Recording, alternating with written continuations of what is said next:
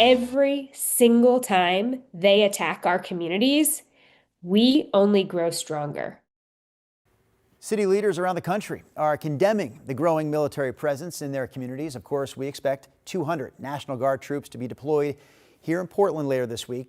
Leaders condemning the troops' deployment say the move creates fear and intimidation. Though the Trump administration says it's a public safety operation. Sunrise reporter Thomas Schultz joins us live from the Portland ICE facility along the south waterfront. And Thomas, many people have been watching protests at that building closely. So how's it looking right now?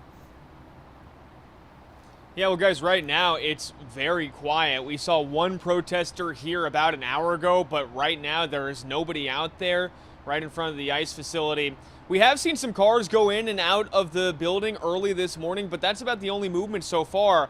Now, speaking of those deployments, the state of Oregon and leaders in the state have sued the Trump administration now to try to block that troop deployment here in Portland. Meanwhile, city leaders from Washington, D.C. to L.A. are pushing back too, saying the only nightmare in their cities recently was the deployment of the National Guard and federal officers.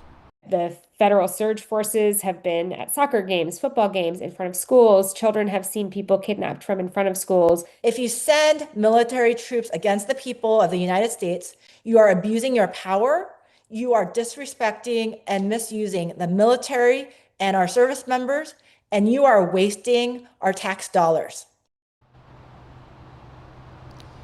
Community leaders in Tennessee say they're also seeing troops in Memphis now. The Trump administration says the deployments are safety operations and opportunities for military training.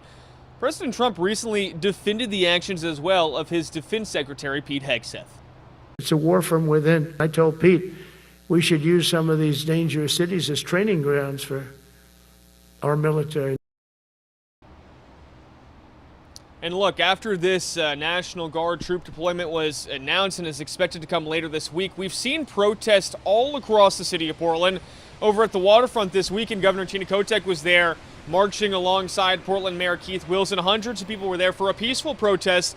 Of course, there's been protests here at the ICE facility along the south waterfront since June as part of ICE raids happening nationally and here locally. The large majority of arrests that have happened here outside the ICE facility actually happened back in June.